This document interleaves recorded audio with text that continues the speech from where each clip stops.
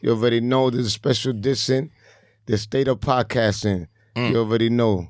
Introduce yourselves. Okay, hi, my name is Sam. I am a freelance podcast producer. I'm the principal host and executive producer of a podcast called Inner Ho Uprising. I'm also a co-producer on a podcast that I'm very excited that's coming out later this year called In Those Genes, which is a podcast about how we can use genetics to discover the lost identities of African people. Oh, Yeah. Okay, that sounds dope. It's pretty dope. Sounds very dope. Give us money to make it. Haha. That's a fact. Support. All right, I'm Caroline Garcia from All Smoke Podcast. I'm one of the co-hosts. I'm a fashion designer, entrepreneur, all types of different things. You guys probably already know I'm not about to, put my business out there. But if you know, you know. I'm very into music, the music industry and things like that, which is what kind of like got me to get into podcasting and wanting to start a podcast or be a part of a podcast that kind of like creates a platform for upcoming artists, local artists, people that are very like underrated and stuff like that, that need a platform basically to get out there. So you already know we here. Yeah. Yo, my name is Jonathan Mena. Coming out of Queens. My name is A King. Some of y'all may know me from the Combat Jack Show era, executive producer / co-host. Loudspeakers Network, part of the Loudspeakers Network, Brain Trust. I do a little something. Dope. Jonathan Mena. I have produced a bunch of shows, but I currently produce this one, All Smoke Podcast. Legendary. Yeah. Facts. Yeah. Legendary It's a Mena. pleasure. Yeah. So me, I'm Smoke Marley. You already know I'm Smoke Marley. La voz de la calle, the voice of the street. You already know. Stay tuned in. Tell your little son about me. I'm just an entrepreneur. I'm what you would call a man of all trades. Like I do anything. Like I hustle. I'm a hustler. I'm from Broadway. I'm from Watts Heights, Uptown. You know what I'm saying? I'm from Broadway, born and raised right there in Presbyterian Hospital. You know what I'm saying? So just stay tuned in, and we're gonna give you a lot of what's going on in the streets, land trap, all in the urban world, in the urban world, and basically you already know, like we're here, we're here to give you a smoke. So basically, the reason I wanted to do this, kind of like this roundtable discussion, was from something that Barry, Podcasting Color, was tweeting. Shout out to Barry. Yeah, shout out to Barry. There's a festival somewhere in Europe, and they flew out all these people, all these women to do this panel discussion, and they flew them from all over the world, but there was no women of color into it. And I forget who it was, DM'd them, or no, posted it on their timeline, and then they got a DM back. And I just thought it was kind of like a bullshit way of handling it. Like you have the funds to bring women of color into it, but you just have this all white panel. So I kind of wanted to. So you think that was intentional? I think so. That means that it's probably a covert effort to isolate, from having these voices to have that bigger platform, no matter how successful they are. Right. In the podcast game? Sometimes I think it's intentional, and sometimes I think it's just like thoughtless. Like there was nobody in the room to say maybe we should have women of color podcasters at our conference.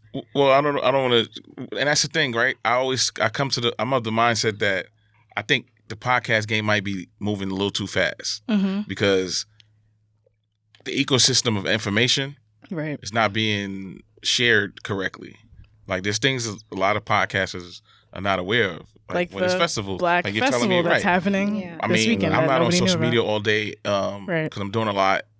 I mean, I'm on it, but I'm not like, if I miss something, I still should be able to find out about that, So like, I think the ecosystem of information is just all over the place.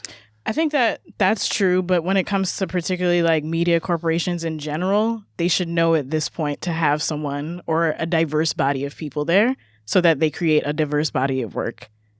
And that's not Facts. just podcasting, that's like everything, right? So they need a diversity department. Yeah, but Yeah. I also That's- feel like with like all the They do. racism that's going on, especially as of recently, like that them having that panel of just, you know, not nobody brown, nobody colored, Yeah. that I feel like they already probably knew that they were gonna like start something, because it's like it's kind of like common sense. It's like you just have a bunch of white women on your panel, you have nobody brown, nobody of color to give like our experience, our feedback on the podcast world and things like that, because it's definitely different.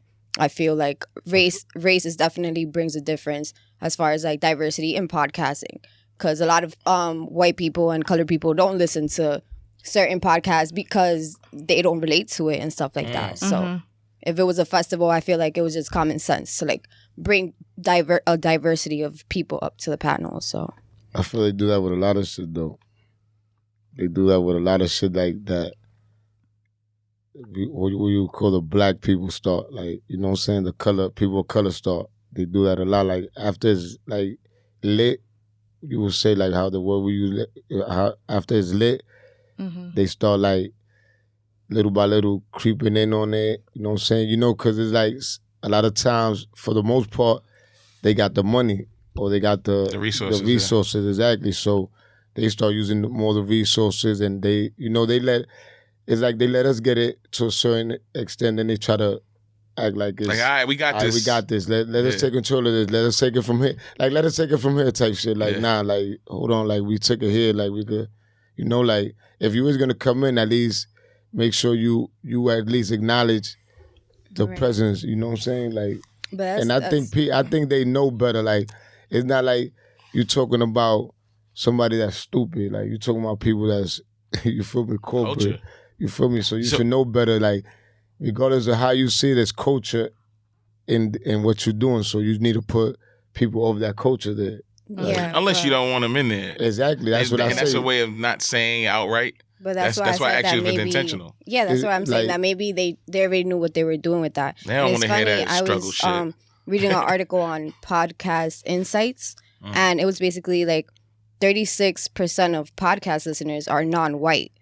So it's like, I feel like they're catering to the public, like that percentage of whatever that are tuning in, whatever. It's right. I also feel sometimes those numbers are a little skewed, like they're off.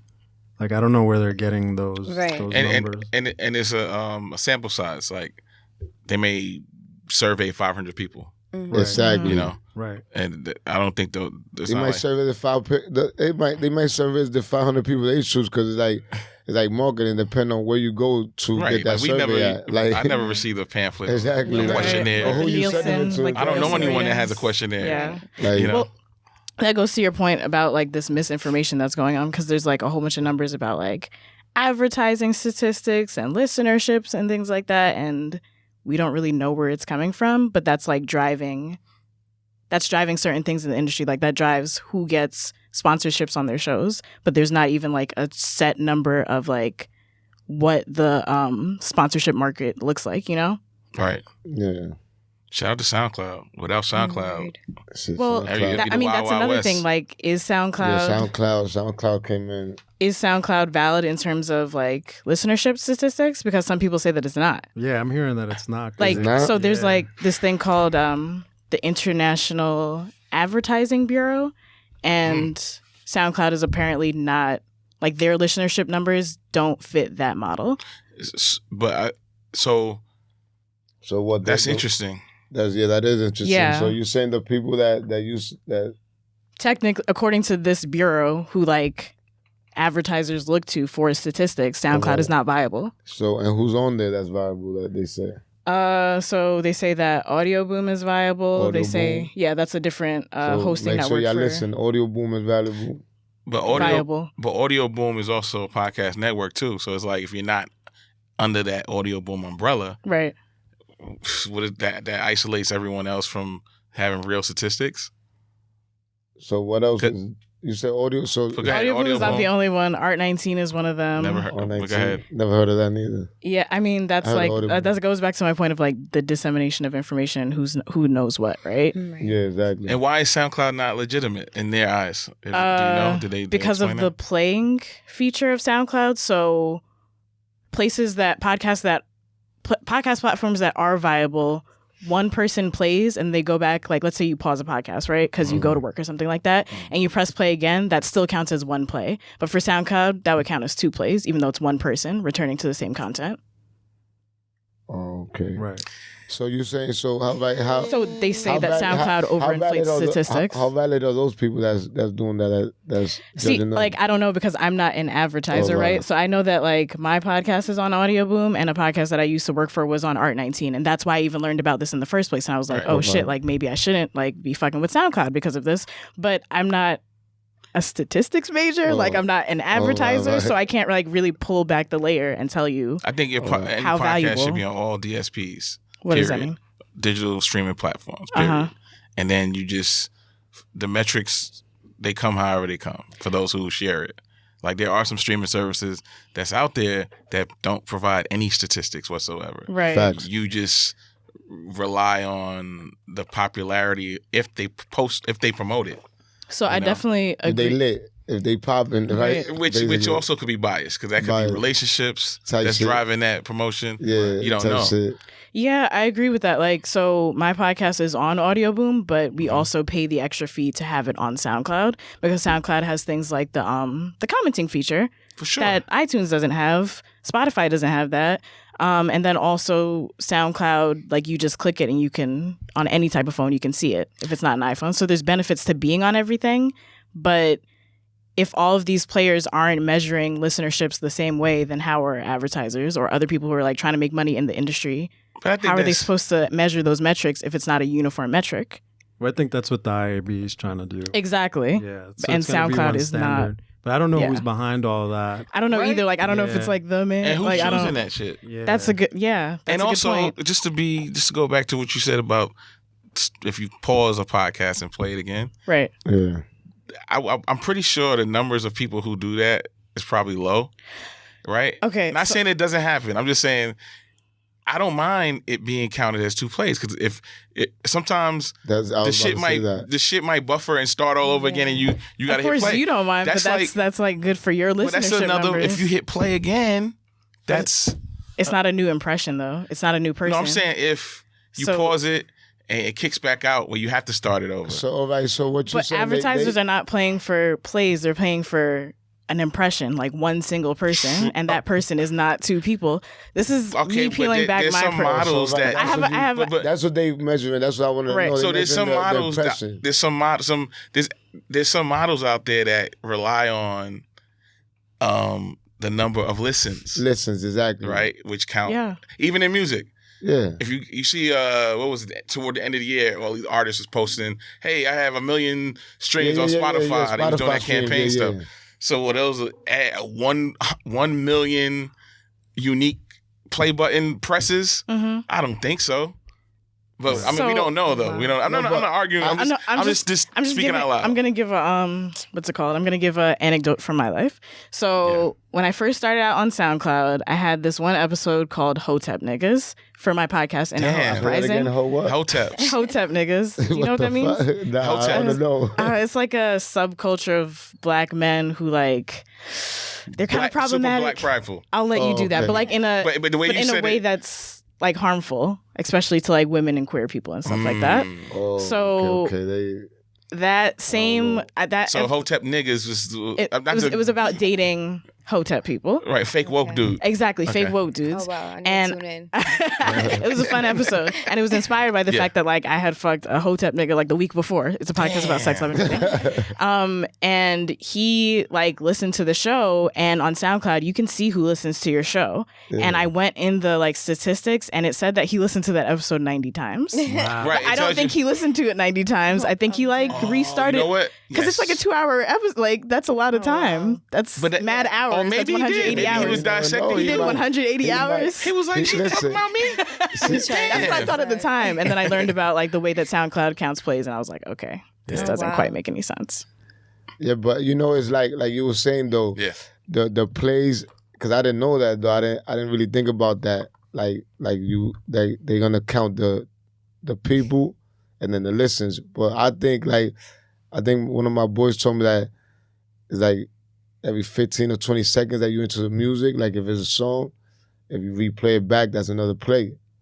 Right. That counts. It should count because it's like if I'm listening to it and I get hype and let me play that again. That should count as another play because that's like he just replayed it. Like you feel me? Like so, I think the music is good, but as far as like whatever they doing, I guess they want to see how many people is actually viewing it. So it's good.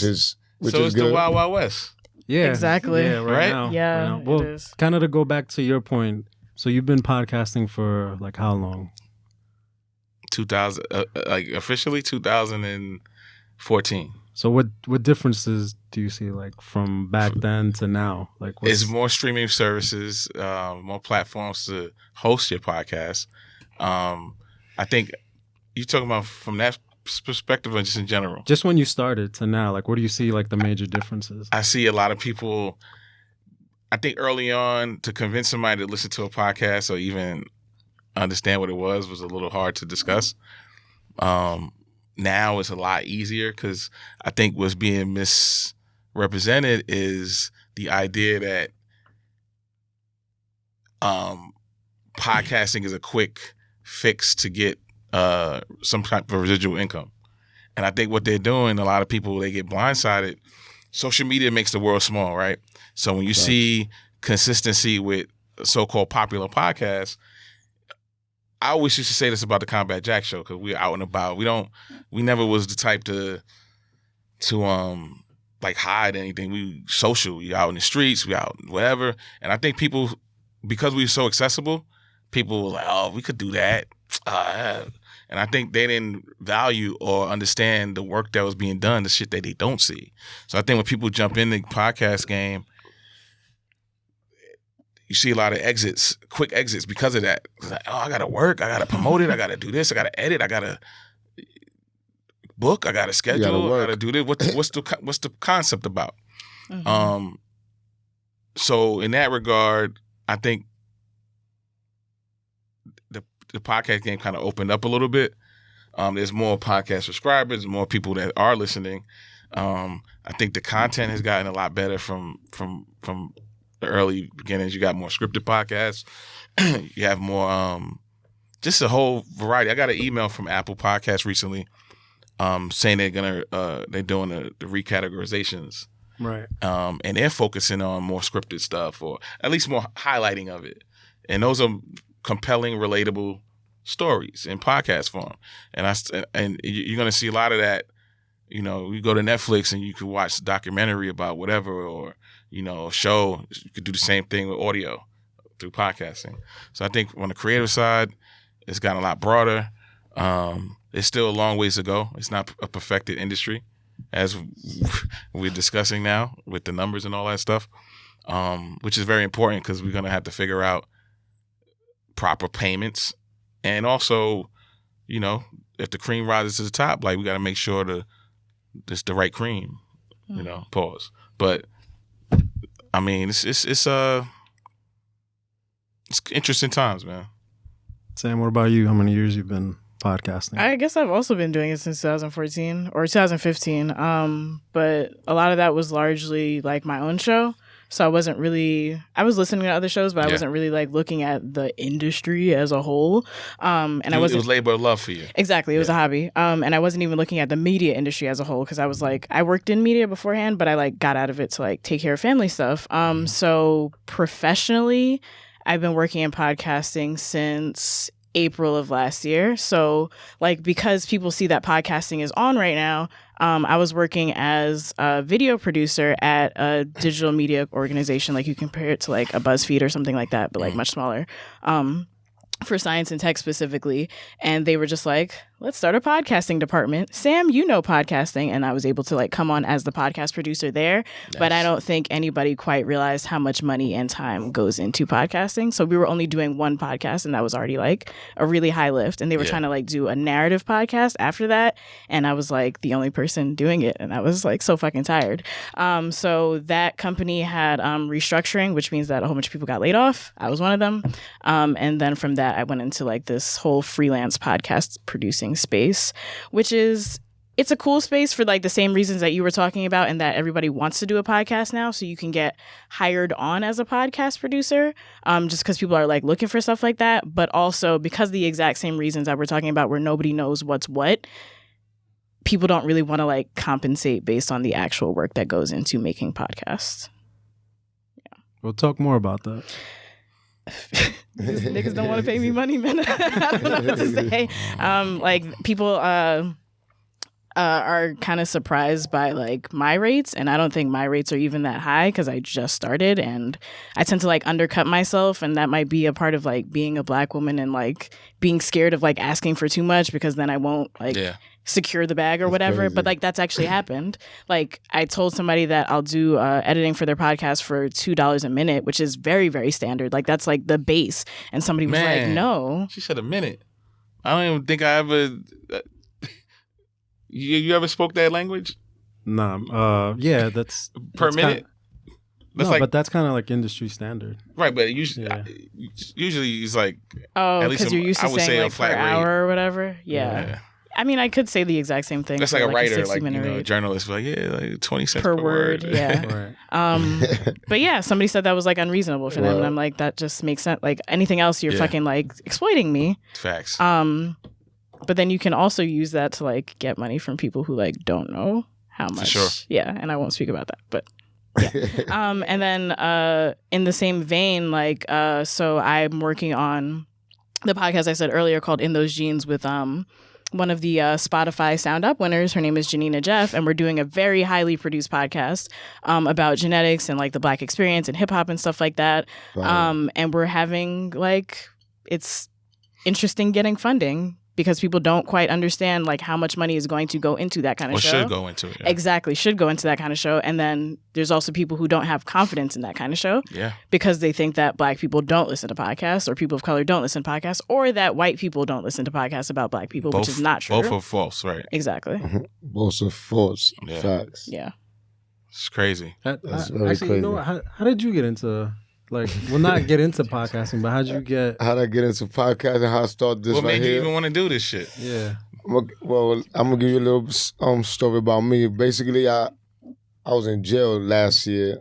You know, so I was locked up. Yeah. So I wasn't really in tune with the podcast situation. Like I wasn't really in tune with that. So the only thing I knew was like Taxstone, like he was doing something like that, similar to before Free Him Too. Shout out to him. Before I got locked up, like he was doing something similar to that. That's why he was like got popular of the, you know. Yep. So when I came home, like a good friend of mine's, my brother Murph, it wasn't me.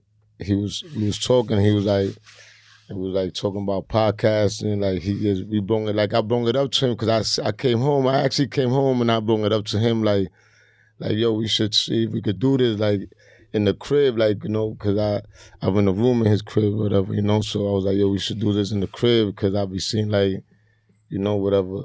And he was like, let's get it done. But how could we do that? And I was like, well, I'm gonna see if I look into that. And when I looked into it, I was like, whoa, hold on, like this shit ain't no, like, this shit like is a lot. Yeah. Boom. So, you know, like time went by.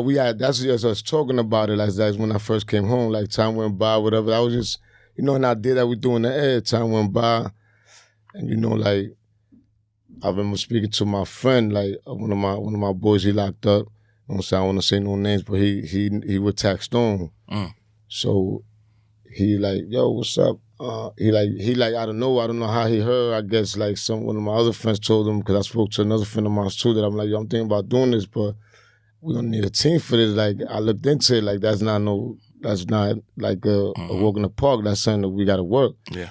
So whatever, he like, yo, I heard you trying to do a podcast, you know what I mean? I mean, with such whatever, long story short, I spoke to Taxstone. He was like, yo, you trying to do this?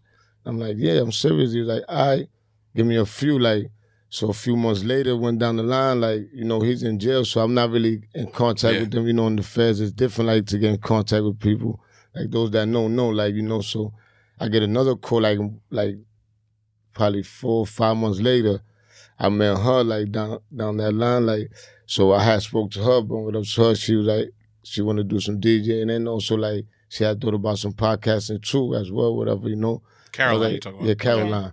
So I'm like, yeah, so, you know, I was thinking about that, too, you know. So I got that call at that time, and I'm like, when I got that call, he was like, yo, I'm gonna put you with somebody. My boy Jonathan, he gonna call you. I'm like, all right, so I'm waiting for the call, and I got the call like the next day. But be honest with you, when he told me that, I didn't expect no call. Did he give you El Salvadorian number? Huh? Did he give you El Salvadorian phone number? Nah, he didn't get, He didn't give me his number. He actually called me, right? I think. Yeah. So I think, that's how it went. Cause I'm not because I normally be forgetting shit. I smoke mad bud, but I know he called me. But be honest with you, truthfully speaking, I didn't think nobody was gonna call me. I was like, man, listen, this it's whatever. Like it's whatever. Like they trying to put things together. Like ain't nobody. So I got the call, and he like, yo, you trying to do this? I'm like, yeah, boom. So he like, yo, listen, I'm gonna meet up with you on such day. I kind of forget from there. We met up, I think, boom. And then, like, he was like, yo, we get it popping, I think, like, next week, right? I think it was it was like so quick. So I was like, yo, listen, but hold up. I like, my mom was like, yo, I didn't think it was gonna be this fast. Like, he like, yo, I got the setup, I got everything. I'm like, because when I met up with him, my whole thing was like to speak to him about like how we gonna get the setup. How we gonna get this? He like, I got everything. Like, listen, you talking. So I'm like, so I spoke to one of my other boys that actually know about, like, that's in tune with certain shit. Like I told you, I just came home, so I'm not such in tune with a lot of shit. So I'm like, yo, I met this guy. His name is Jonathan Mena. He's like, you met Jonathan Mena? Podcast? He does. Oh, I know who that is. What, I'm like, well, that's. See, that was more confirmation right there. It was like more confirmation. He gave me like he was giving me the rundown about. I'm like, oh, what is like that? I'm like, oh, so this might be a little serious. Like, so so from there on, like here we are now, and like little by little, I'm growing. I know I got a little fuck ups here and there, but then the day everybody grows, and for sure, this Old Smoke podcast. At the end of the day, so we ready to, we ready for war. We ready for whatever comes, whatever's ahead, that's what we ready for, Dope. Like, at the end of the day, like, I seen God take down walls, and when I'm talking about walls, it's them big ass walls that niggas that been up in them maxes, them walls that they put you behind there. He knocked that shit down and brought me home. I had 10 years. They sentenced me to 10. I actually copped out to that shit, you know what I'm saying? Because, I can say the story now because I actually copped out to this shit, but I'm not going to tell you all detail and all that shit. But I had a beef with a certain individual that tried to attack me, and he wound up the one getting hurt, you feel me? Because, at the end of the day, I defend myself, like my mom's always said, like that, like don't you get hurt like if they trying to hurt you. At the end of the day, not, she tell me out to go hurt people, but defend myself, like, so that's what I did at the moment. But since there's no self-defense laws in New York, I got like a violent history from before when I was younger. So they gave me 10 years, you feel me? I had to cop out of that, but the judge actually did me wrong. You know what I'm saying? So, but I knew that luckily, like, from my experience going to the jail, and like, I never been a nigga that go to jail and like just do jail. Like, see, a lot of dudes go to jail and just do jail. Like, nah, I benefit from that shit. Like, I read books, like I learn how to read in jail, all types of shit, like, you know what I'm saying? So that's just a quick story of my life. Like, at the end of the day, I came home and like I benefit from that, and like I'm here now. So at the end of the day, anything could be accomplished. You feel me? And I ain't even accomplished much for say, but at least I'm free. I'm Forward here. Progression. That's all like, it's about. And I got opportunity to keep going. Like, so, and there's a blessing of that, Redemption. You already know. That so should have been the name of the podcast. Redemption. Redemption. Name of the podcast. Redemption. You already know. That's dope. Well, Caroline, kind of, since you're, let's call you a rookie in this game. Like, how do you see the space right now? Like, for you, kind of like just jumping in, been doing it for a few months now. Yeah, a couple months now. How do I see the space right now? I feel like since there are a lot of podcasts, like up and coming podcasts right now, I feel like a lot of people are starting their own podcast, even if it's just at home and whatever, because there's actually even like apps that you could like record yourself and start your own podcast. Maybe like over a year ago, I would say I was looking into all of that because I was trying to start a podcast with one of my good brothers. Shout out to you, Choo Choo. Here, we were trying to do kind of like a podcast for up and coming artists in the hood, kind of like, like what we're doing now. And also bring kind of like an awareness to how do I say it? Like mental health and like consciousness and things like that, and like eating clean, and kind of like mix that together with like our different cultures and stuff like that, and the hip hop culture, Latin trap, and etc. So I was like kind of like in the works of like planning that out, and kind of like looking for ways to start that up, but excuse me, there's not like a lot of resources. I feel like, well, for me, I felt I'm from the Upper West Side of Harlem. I felt like there aren't that many resources for like people that are trying to like start podcasts and like take things serious and stuff like that. So after I was able to like come on this and like have the opportunity to like be a part of it and see what's up with everything, like I see now like why there is a lack of resources and stuff like that. It's like everybody's jumping in, and it's like who you know. So it's like yeah. So it's who you know, and if you know him or her and whatever, and then what connection and how you could like contribute to like what they're doing, and you know, and etc. Like connections basically. And like he said, work so too. that's what I'm seeing now. That is basically like who you know and stuff like that, because everybody's trying to get into the game. So it's like I feel like a lot of people, podcast developers and stuff like that, are probably like, why should we pick you? Because it's like everybody's trying to do a podcast about the same shit. If you really think about it, like to talk about the same shits. Like, so it's like, why should we pick you? Why should we pick you? So it's kind of like who you know, like, oh, I know her through this. Oh, okay, so let's give them a chance and stuff like that. So that's kind of like what I've been seeing in the podcast game. You know, everyone has some time now in this game. Like, what would you want to change, like going forward? Like, if you could change something, what would you guys look forward to? Like, if you can change something in this industry, because it's real young. Right. Like we're looking at what, like 11 years, 12 years? Yeah, it's definitely young. But I think from what I've seen, because I look back at some Comeback Jack shows, I was looking back at some episodes, and it was real dope to me. Like, I ain't even gonna hold you. Like I know at the beginning, it was like some angles. Like I was telling him that they had some like funny angles and all that, but like just the whole concept of it and how y'all brung it. It was like so fire. Like, when I was watching, I was like, damn, how I didn't know about this. Like at that time, you feel me? Because I ain't gonna hold. And then I look back, it's like 2014, but you know I was in the streets. Like, you know, I love hip hop, but it was a time when I was like, you know, you get money, and like internet to me was at that time wasn't even like there. But at the end of the day, like back to what I was saying, like it's dope, and now it's changing for better ways. I see it changing, like with time it's changing, and it's like, and it's getting better. Like, you know, like you said, more people is doing it, but like it doesn't matter how many people do it. It's the ones that stand out. You feel me? Because you're gonna stand out on whatever you do. If you do it right and you do it correct, you're gonna stand out. You feel me? Because you could be as plenty of basketball players, but there's a few that get drafted. You feel me? Like. Right. Out of the so many that is actually even the ones that get drafted, then still got to be nice. Exactly. Then you still got to stand out after you get drafted, because like after you get drafted, then it's like, okay, now what? Yeah. You feel me? Now you here.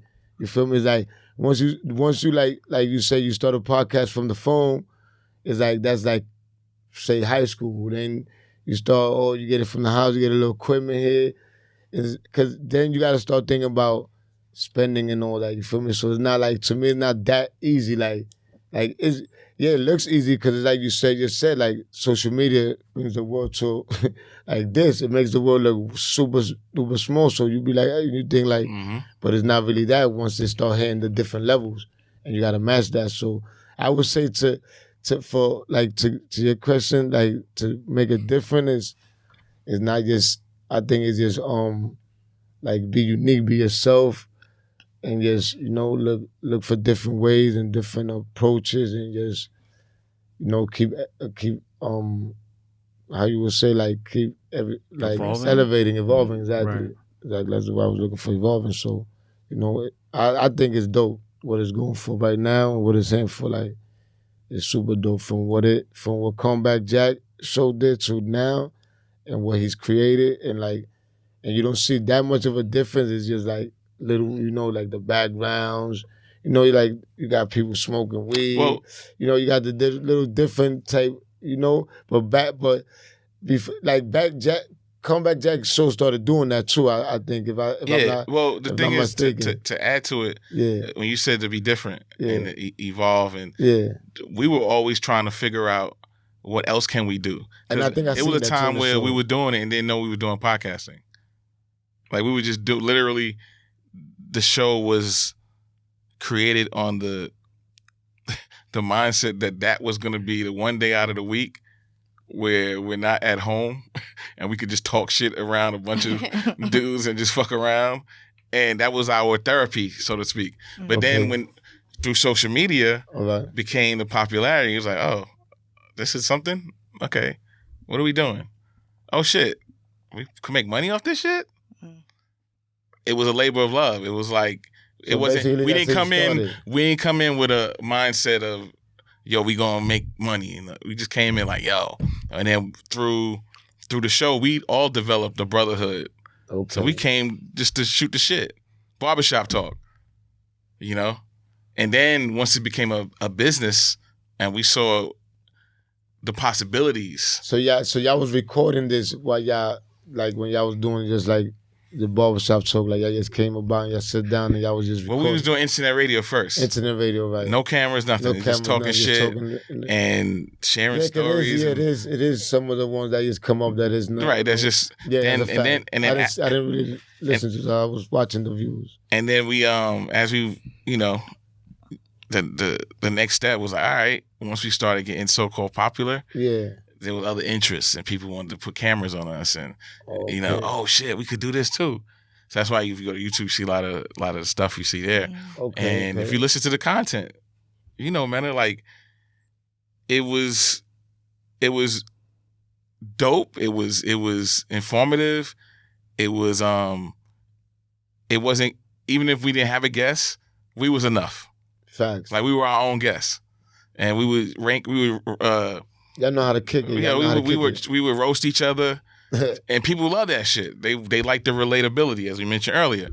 And even when it became a business, it never was too much of a business for us to enjoy each other, if that makes any sense. Nah, because we always had the mindset like, yo, on this day of the week, we gonna come in and strip all the layers that whatever's going on in our personal lives is out the window. We just gonna rock out for the 2 hours or what have you, and then we put it out on the internet. And I see I got a lot of people come through Fab. A lot of people came through the show, like, and then like you said, I mean, right now, it was so dope to me because it was like the conversation. It was just conversation, informational, like, and y'all was just kicking this shit, and like everybody knew what y'all was talking about, and it came from different viewpoints because that, like Premium P, you know what I'm saying? He Italian. Shout out to Premium P. You know, then you had you, then you had Comeback Jack, Dallas Penn, you know, then Just Blaze, exactly. I forgot to mention. I didn't even know that Just Blaze was a part of that. Yeah. You feel me? So I was surprised when I saw that was Just Blaze. That's crazy. And that's and even him, right?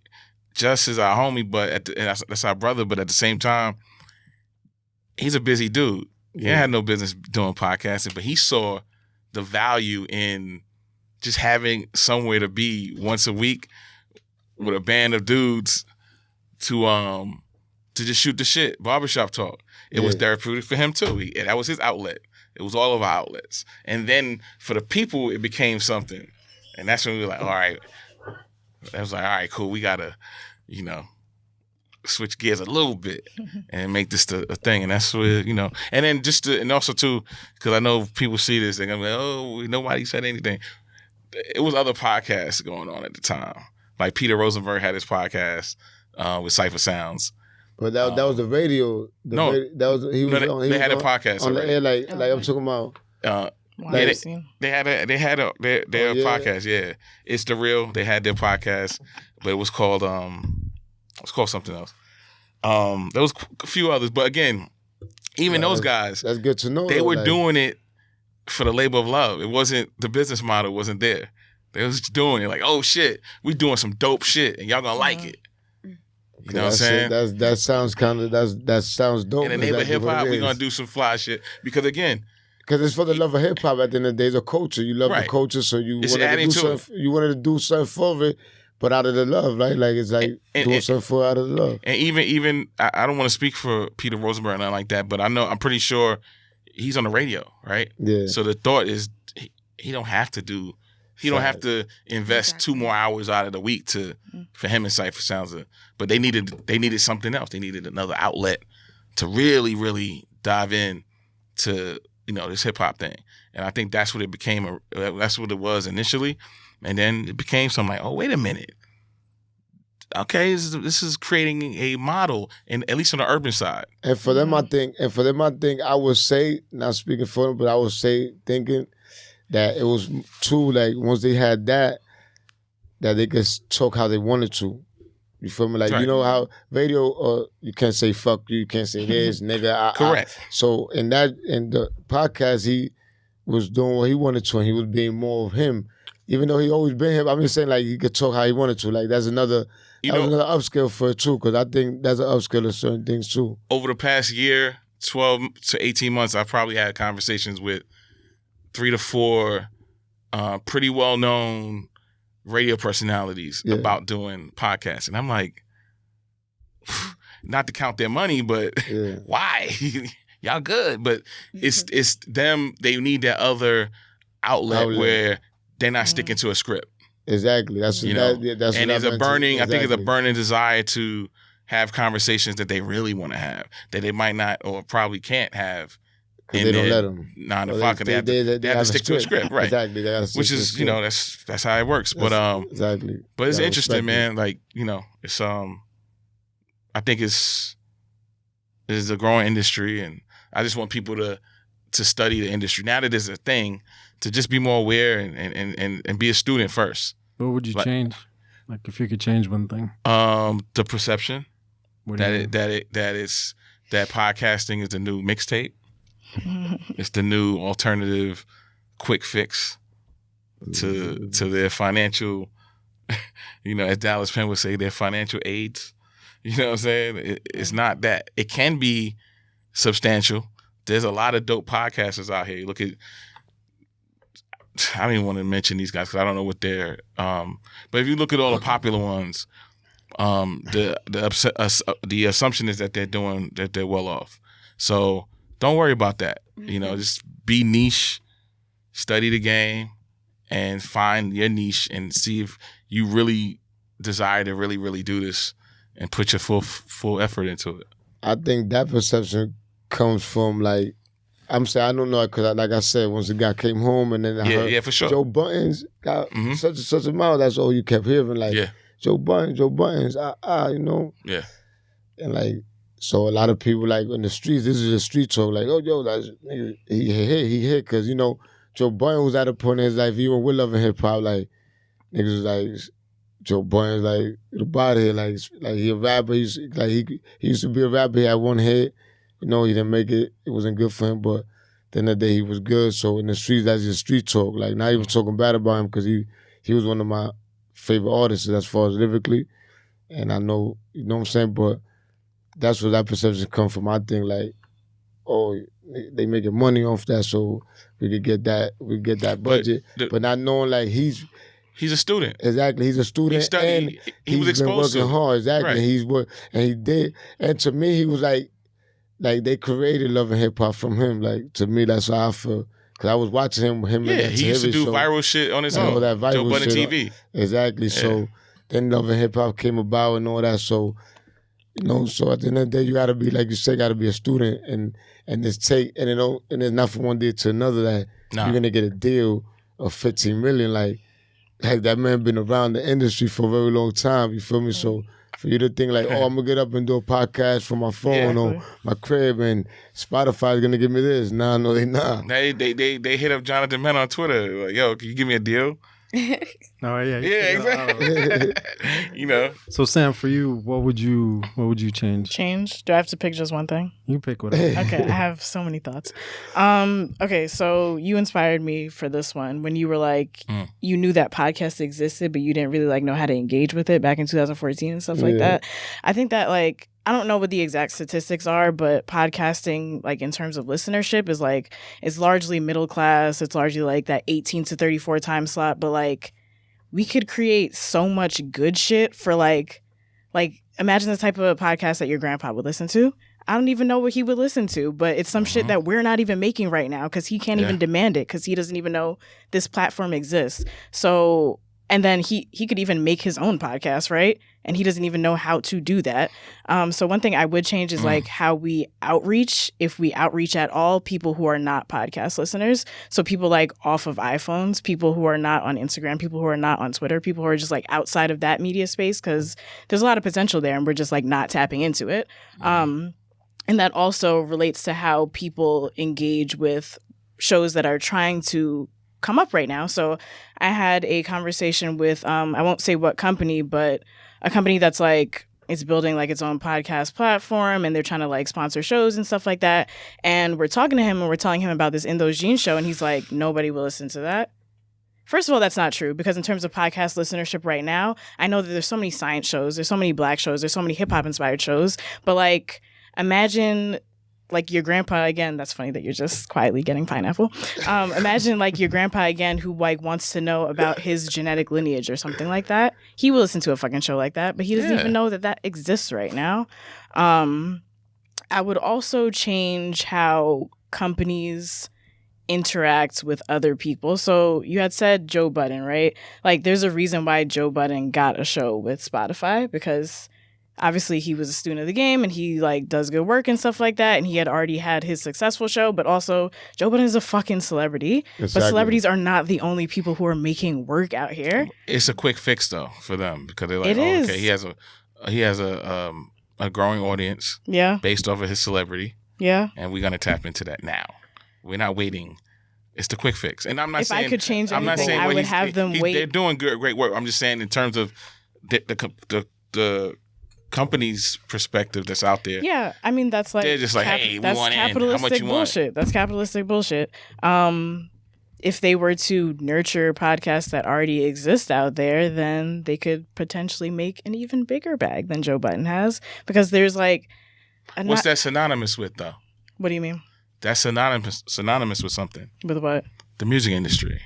Okay. Same shit. Same formula. The quick fix. I want that kid that. Not me, but they operate with the mindset that they want the hot kid off the block that has 1 million followers. Right. They could be bought.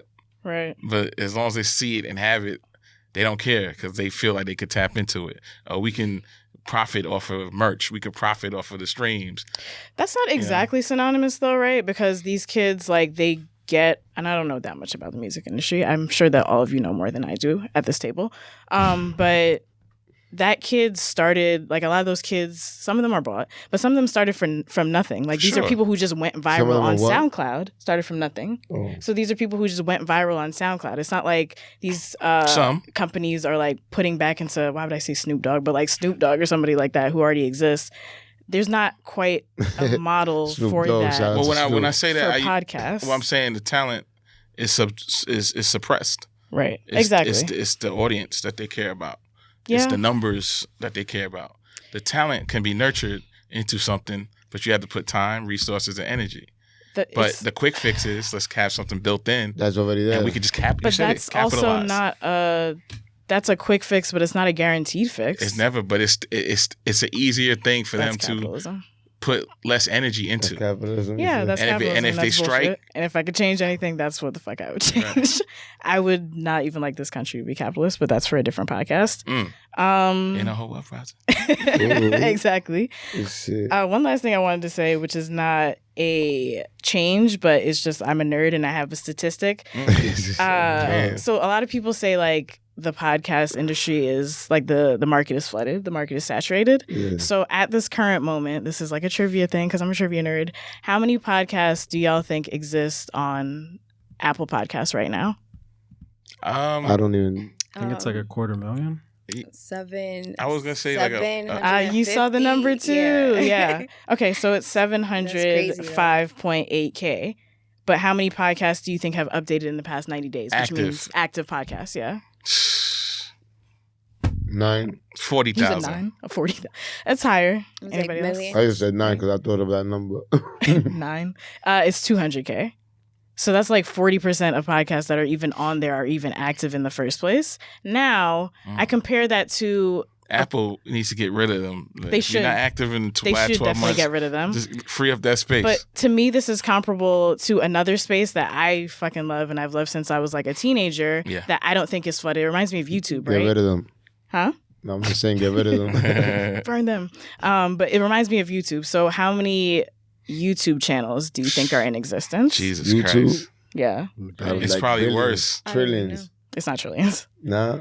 It's Billion. 23 million. Million. Yeah, but does anybody say that YouTube is saturated? No. I think No. it's not. Exactly. Because it's just It's a platform for niche I- no, content, but like I'm what saying- podcasting could But, be, what YouTube- podcasting it's is. how you utilize it. But I'm saying Exactly. YouTube takes you off if you're not using it, I think. No, they They don't. don't? They leave No. you there. They leave you there? Yeah, they leave You you be there. sitting there like, hey, Yeah, but I mean, there's like hello. where there's a we bunch at? of YouTubers who have like millions of subscribers, but there's also a bunch of YouTubers like the YouTubers that I follow are like 10K subscribers, Yeah. and they're still monetized because they're targeting like this niche audience, which is what Audience, podcasting could do if we like had some faith in the industry that we're all in. Word. Time, faith, Yeah, patience. it's just gonna take us a while to persistence. get there. Yeah, You know, But as the game evolves, like now it's more corporate. that part too. And Yeah. It's I'd say like in the last like 2 years, it's been getting a lot more corporate Yeah. with now music. Let me ask you labels. something. Is that good? Saying right. So you bringing that up. Let me ask you: do you have a tolerance or an allowance for a corporation to tell you, somebody who's had success in the podcast game, do you have any tolerance or allowance for them to tell you anything about direction or how you should be doing, Like your creative work Exactly. as Jonathan Mena? No, I mean for the show that I did with Atlantic and R. Barron for Shoreline Mafia, Dope. that was a partnership. Right. That was just a straight up partnership. Right. So hypothetically, Yeah, but they couldn't tell you what to do. They would ask you to guide it. Right, but that was because I already had a foundation. Like Right. I had Combat, I had Right. Mogul, I had Tax, right. So I had already. Well, that's that what I'm saying. So leverage. at this point, they can't tell you nothing. No, they can't. But I'd say like maybe And you won't allow them to right but because you but if have I was- the right, resume. But if I was coming in as a freelancer, then whatever. yeah, they that's a wanted, privilege. Like I Yeah. can't tell them anything, yeah. even though I probably know more. Which is probably what's going to end up happening with a lot of these labels, that they're just going to hire freelancers and Well, I have a problem with that. Just because now, and I say this, for those who are doing the work, continue to do the work. Continue to pad your resume. Continue to do great work. Yeah. For those who are not, you have no business calling yourselves Jonathan Menas or Eight Kings. Like, you haven't done the work. And that's another thing, the accessibility. And that's why these corporations, again, they go for the cheap fix because they won't have to pay Yeah. Jonathan Mena the millions that he's due. Mm-hmm. You know what I'm That he's saying? worth. Because his resume suggests that. Mm-hmm. They'll say, hey, you know how to do basic shit? Yeah. All right, we're going to give you pennies on a dollar Exactly. because we don't want to pay what we should be paying Mm-hmm. to get that content that they want. Mm-hmm. Do you guys see some parallels between podcasting and like the blog era? Because I kind of see them like they're very similar. How like the kind of the I would blog say era, that. I think I see what you're saying. Like kind of, but not. I don't know. Like the blog and podcasting. Because They it's say so, they got similarities. A lot of similarities. Yeah. well, the one thing is easy to create a podcast. It's easy to Wow. create a blog. Blog. It was easy to you just get a Mhm. blogger Or you account think it's I just or don't feel like- WordPress, and then you. Be honest I with feel you, like a lot that's of people crazy are because reading. I didn't know how to make a anymore blog at as all. much. That's a whole nother. So it's like it's easier to tune into a podcast because it's like you don't have to read. You could like do whatever you're doing, go about your day with your headphones on, listening to whatever But you want. I to think listen to. blogs got popping because they started blogging about certain crazy stuff, like, and people like, cause it's all like I was telling my boys, like the demand, like everybody is the people that demand, regardless of the fact the people if people's talking about it, if it's a talk in the town, you might pick it up after. You might not. It might be talked about 100 times. At the 101 time, you're gonna pick it up like, fuck, let me see what they talking about. Feel me? But I feel like Well, that's now what I feel like the all that blogging- information is being put into podcasts. Like podcasts are updating people on like like news and everything that's going on in every topic. So do it's you like think it's because our attention span Yeah, It's definitely. it's smaller. No, yeah, the attention span is Yeah. smaller, and the reading people don't like to read. But I'm saying at the time of the blogging ever, Yeah. people started reading because it was popular to be like, oh, like you will hear like, yo, this guy got slapped. Oh, well, you heard that at? No, I read it on the blog. Oh, yo, this guy this. Or this guy this. So this he is on You the know blog. what? So You're that's right. that's why. Then now podcasting is like you said. People got short term. They span. They don't want to really listen. I mean, they don't even want to read. Then now people don't want to even hardly listen. You feel me? Well, I think So like it's crazy. the comparison is on point too, because even with the blogs, there were certain blogs you went to because of the content, Exactly. the relatability of it. Exactly. Like you had your top 5 that you were going to on a daily basis, Exactly. reading, and it might be different shit. It don't have to be. It could be 5 different industries. Exactly. I think that also applies with Like podcasts. you had that one blog that probably was the first blog that gives out the information. Then and shit like that. Like like you said, you had your 5 blogs that you. But I didn't know it was so easy to do a blog. Like I didn't know that. Yeah, but even now, like who's blogging? Nobody. Because it's just time. You had to sit there. I think we learned how to code through MySpace. Yeah. Right. Without even realizing what we were doing, right? And then that was kind of the precursor to blogging. And then you sit there, you make a blog post. You're now entering journalist world. Yeah. And then you have to may re-edit some shit, and it might be long form. I think, and then people are like, "Damn, I'm not monetizing this shit." Then that industry kind of faded. And then But you know what took that? You know what took that? Not really podcasting, blogging though. Twitter. Yes. Because Twitter's like blogging. Micro-blogging, right? It's micro-blogging because basically you got people that's actually on there blogging, like giving you information. And what is it? What was it? Talking to you. What was the original characters like? Oh yeah. It was like not enough. The first 60. The first wave was it was like 60. like real short, and then they had to increase it. Yeah. They increased it actually because of Donald Trump. Punk ass. You feel me? Crazy. They did. They increased it because of him. When I was locked up, they increased it to like 140 characters now. Yeah, 140. The last time I seen, I remember before it was like 60 characters. You know what I'm saying? And the characters was the letters. It wasn't even the whole word. Damn. So where were you with the 20 character blogging Twitter? The Twitter took over that game, I think, because that's basically blogging. That's true. Yep. Mm-hmm. You know, Twitter, Tumblr, shit like that. Mm-hmm. They started taking over. The internet took over a lot of stuff. Like you don't even see people with magazines no more. That was Tumblr. Yeah. Tumblr had all the well for adult industry. Yeah. Oh yeah. Well, yeah, exactly. You know, like bringing it back. The XXL. Yeah, XXXL.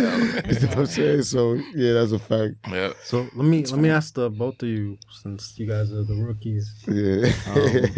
The rookie season. Where do you guys see podcasting in the future, and then where do you see like the both of you podcasting wise in the future?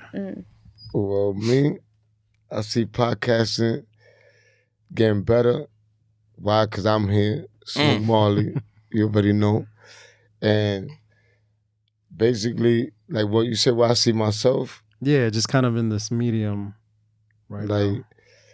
I see myself being a voice to the people, like being able to speak my mind and like educate people on what I know, like, you feel me, and learn from others too, and like expose what need to be exposed, you feel me, like talk what need to be talked about, what need to be spoken about, you know, give opportunities to those that, you know, like once a platform is created, you know, like you give opportunities to those that deserve it, like as we was talking about, like those that work for it, like not just cause you like how we was just saying, you know what I'm saying, like you gotta give those opportunities to people, like, so I see myself doing great things, like, you know what I'm saying, like just blessing after blessing, you know, you just gotta stay positive and focused, you know, and I feel like as podcasting in general is gonna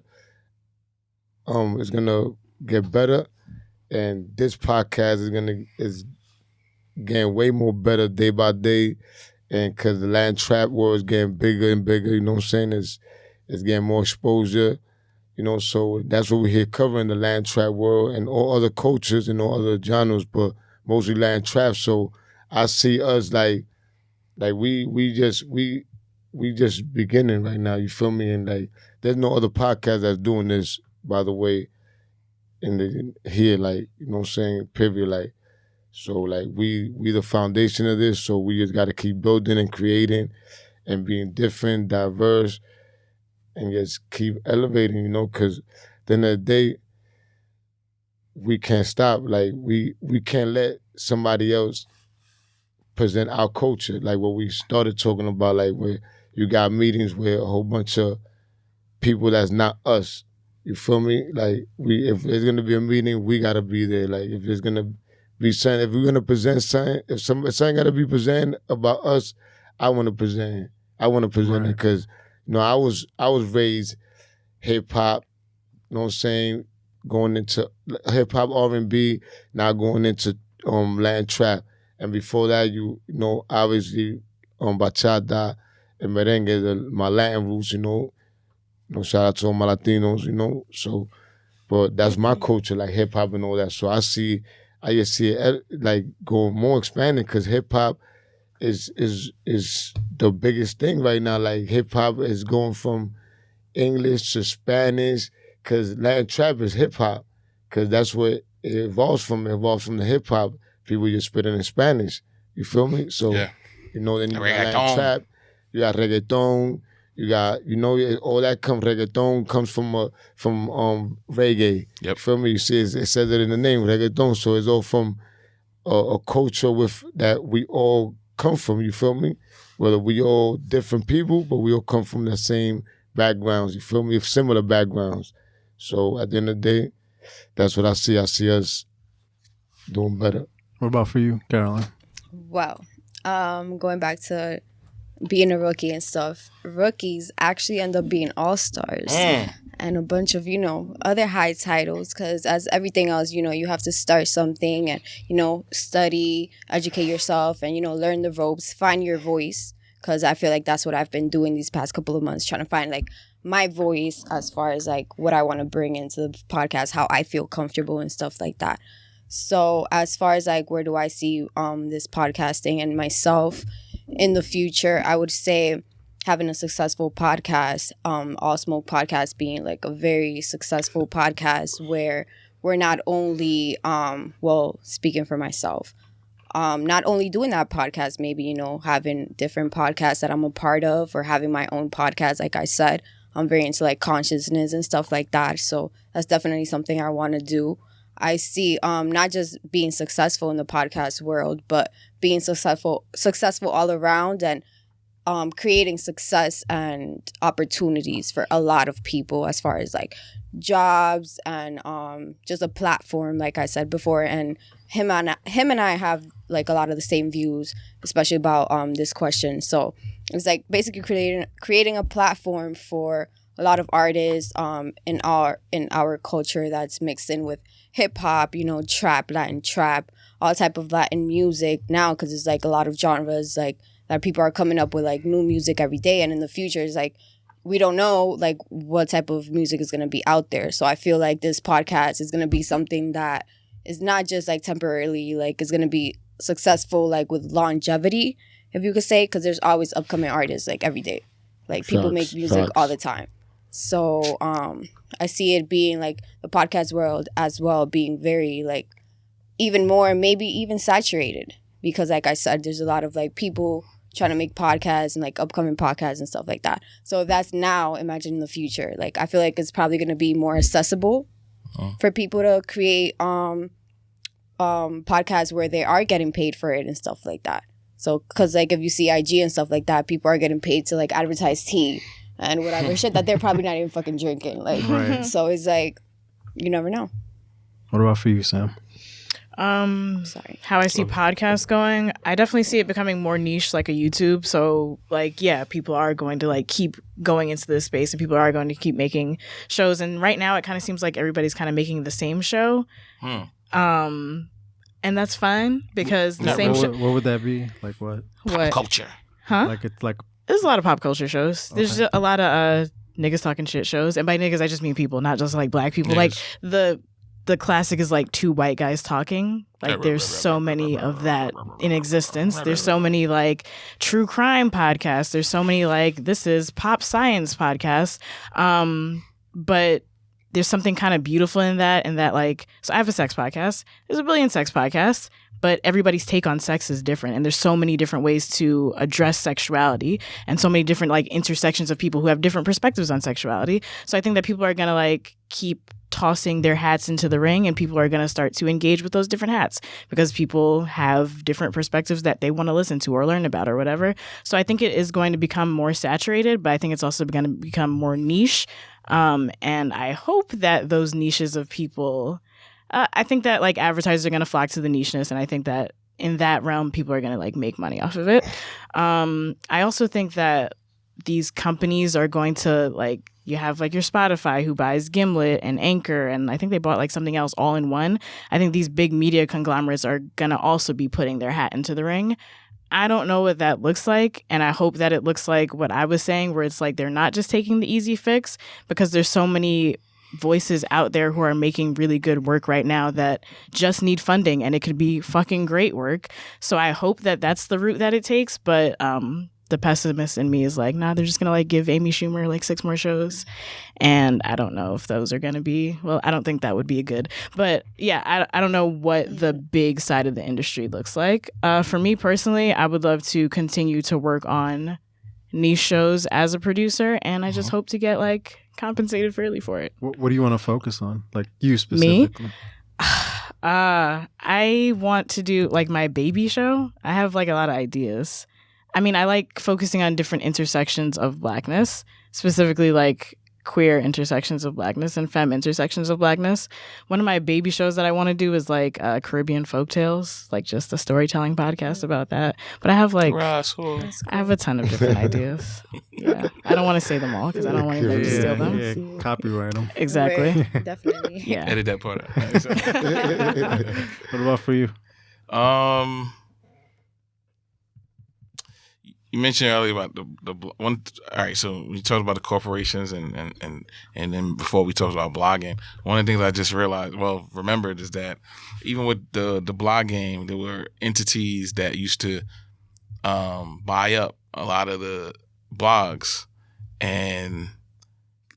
or they might absorb them through a network, and they would do ad revenue sharing and what have you. The thing that happened over time is that the blog game died. So I don't think that's gonna necessarily happen with podcasting. What I do hope is that these big companies that got tons of resources just pay attention to really what's going on and do a better vetting process so that you can get more bang for your buck. That you won't miss anything, because I think it's a very vulnerable and sensitive time now where they're just jumping all over the place looking for the quick fix or the quick thing, the quick come up, and it may not be ready for that, for those big corporate situations. So, and then there are some that are, you know what I mean, in my opinion. So, I think the sky's still the limit. I'm still personally excited about it because all the ideas that I have and stuff that we're working on or whatever that we get excited about. So I think as long as that energy is there, I think overall the podcast game is going to continue to evolve. What about personally? Like, what do you see yourself doing? You already got what, like 5 years, 6 years? Just more developing, maybe transitioning. We've had this conversation for years now, right? Like, you see stories being converted into audio to scripted stuff. I think we just got to keep the cycle where we could bring that back into the visual aspect of it. Take a podcast concept and transition it. I mean, it's been tried, and I know there was a TV show loosely based off of another network, and I don't think it got its just due. I'm not sure how good it was, but I think don't stop there. It's more. You know what I mean? So that's what I would, my eyes are set on. Yeah, I mean, there's definitely like that pipeline from podcast to movie. Look, we can't, like Marvel is killing it right now, right? But we can't overtramp Marvel. We got to come up with some other concepts for visuals. You know what I'm saying? And there's tons of podcast stories that can translate. You know what I'm saying? So I think that's me personally. I would like to be in the mix with that stuff. Yeah, I mean, for me, I see it becoming more corporate. I also see, my wife watches a lot of British shows, like on Netflix. So I think, very soon we're going to start listening to, if we're not already, like shows from other countries. Oh, absolutely. Yeah. Like there's, my wife's she's into Fleabag. Like it's on Netflix. There's like a bunch of other shows, but I was thinking about that the other day. I'm like, maybe there's like the British Bodega Boys. Yeah. Or someone that we don't know about. You know what I mean? Great. Yeah, no, totally. Like I like her idea when she talked about like Caribbean stories. Definitely. I think I'll that's definitely tune into something like that. like me, like personally being part Caribbean and just some of the stuff that I was exposed to in terms of like comedy and what have you. That would be that's an untapped. And what's so dope about it is not everybody could pull that off. You have to have the right people and understanding of how that works. You just can't just have somebody with an accent and it's not gonna execute well. Yeah. So, but I definitely like that idea. And that doesn't just stop in Caribbean. It could be the first K-pop podcast is gonna be like out of this world. You know what I'm saying? So, by the way, all Caribbean islands is great to go visit. Facts. There's violence in all of them. Don't get caught up in the violence. Shout out to the Dominican Republic. DR, what up? Stop bashing my country. My country is a beautiful country to go to. DR's been taking a lot of heat lately, though. That's a fact. Stop bashing my country. That's a fact. It's beautiful. It's nice people. It's a lot of nice people. Like you will not listen. You go to Dominican Republic, and I guarantee you will not have need to starve. You're not starving. Like people that don't got homes. Like you see bums out here that they be starving. Over there, they don't be niggas like that. Like niggas, they literally close down and everybody's eating. Like you go to the neighborhood house, you go to anybody's house and get a plate of food. So all that extra shit, all the violence, this, like you can see that shit happening everywhere. Like I could mention a few countries that, but we're not gonna start doing that, like pointing fingers, because that's not what I do. Because that's what I'm asking you have to stop doing. Yeah. Stop pointing fingers at my country, talking about, don't go. Because if y'all got vacation trips like that, Meme said, like y'all could give them to me if I don't want to go, and I'll take that flight.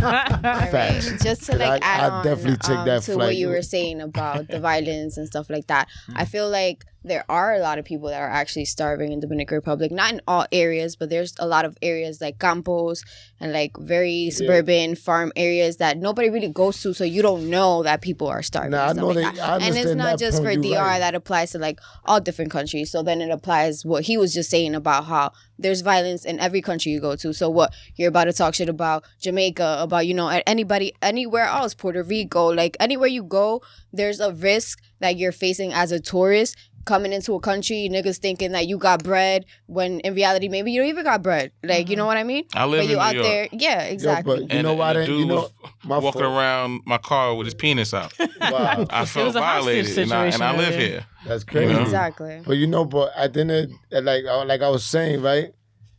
But I didn't mention that part because they mention. I don't gotta mention that part. We know there's people starving, but I'm gonna mention the good part because everybody always mentions the bad part about it. Like, well, I think that regardless of what, people are still gonna go to Dominican Republic. Yeah, but just like people are still gonna go to Puerto Rico after this hurricane, right? It's who's the messenger. Exactly. Right, but the media is crazy though. Like, I be talking to people and there's people that's literally out there like ignorant because they'll really be listening to what people. Oh, now you crazy? Like, because everybody's a goofy. Everybody has some goofy shit to say about anything. Yeah, that's a fact. And that's the thing, and that's because again, social media allows that. And I'm pretty sure at some point we've all participated in. The goofy. Because I'm saying you open your app and you're like, I'm gonna be goof today, and you just start going off, and then you chime in on Dominican Republic is fucked up. But guess what? When the homies like, yo, about to plan this trip to DR, ain't nobody saying all the stuff they've been tweeting about. Everybody's going in, have fun. They're going out there to have have fun, go to the beach. But you know what it is though, like when you actually going through your gram and you seeing all these posters, like, cause you can't stop them posting unless you stop unfollowing everybody that you follow. Exactly. So I see just get you obsessed with like. And the minute you say something, more people gonna say stuff just because. Yeah, so hey, what are you gonna do about it? I tell you, shut the fuck like, up. Why do you think that way? Like, if people aren't entitled to their own opinions about things, and like that's funny how you were saying about people that are goofy commenting and stuff like that. Like, people are gonna have something to say about everything, regardless whether it's a good comment or not. So, like, people are gonna be goofy all day, but it's up to you whether or not you're gonna let that like affect you. Like, at the end of the day, like, I know what I'm talking about. I'm not here to please anybody, to hold my tongue on nothing. Like, I'm sharing my opinion based off of my experiences, based off of the things that I've been through and my culture and etc. I'm not here talking for the next person in DR that doesn't drink or, etc. So yeah, but then there's another thing with social media. Let's not get it twisted, because we all be on social media. There's certain outlets on social media that don't be exposing certain shit that even though it be lit on social media, but you don't see it there. So you'll be like, this shit ain't, they ain't posted up over here, so I saying really, like, you know what I'm saying? If once they post it on this page or like, I'm saying, like, you start seeing it too much. Like, that's crazy. Like, to me, it was just crazy the way they kept trying. Like, I felt like they was just dead ass trying to destroy us. So I'm really like patriotic about my country. Like, it's a fact. And it's fuck that. Y'all talk shit about my country. You say to, like I said, you say to me in my face. If I'm able to slap you, I'm gonna slap you. If I'm not, I might walk away. The same energy you have behind these phones and keyboards. Nah, but I don't care what they say. I don't really. That's not taking it serious. Like take like what they say. I'm just saying, like, I'm not gonna allow people to talk to me about that. Like, but at the same time, to me, like, once you're on social media, you gotta defend it on social media, right? Because what is if you just don't say nothing about keep it. That same like, keep that same. To me, I gotta say something about it. Prices on them flights drop, because niggas is gonna be on the flight websites like, hold up, what round trip? That's a fact. Now, but I wasn't talking shit about DR. Like, but the flights might go down because of that shit. That's a fact. Though. They going down. Like, niggas is definitely gonna start flying now. We out. Well, yo, Mena, when we out. Well, shit, on that note, next live show, DR. That's a fact. DR, we go to DR. Dope, man. So, bring us out, bro. You already know, man. So, this episode was fire, like, no cap, like, All Smoke Podcast. I love this episode. It was very informative to me. I hope it was informative to y'all, the listeners and the viewers. Like, it was a pleasure, having y'all. Y'all already know All Smoke Podcast. I was that guy, the voice of the street. The beautiful Caroline. Sam. Sam. As you already know. You know the rest, man. It's lit. I'm high. With a bug though, that edible shit. Go to DR. That shit hit. Listen, go to DR. Fly to DR, man. That's what's going on right now. As a matter of fact, give me that fucking ticket. Put that shit on my name. I need to go out there. I got years I don't go. All right. Thank you. Yeah, All Smoke.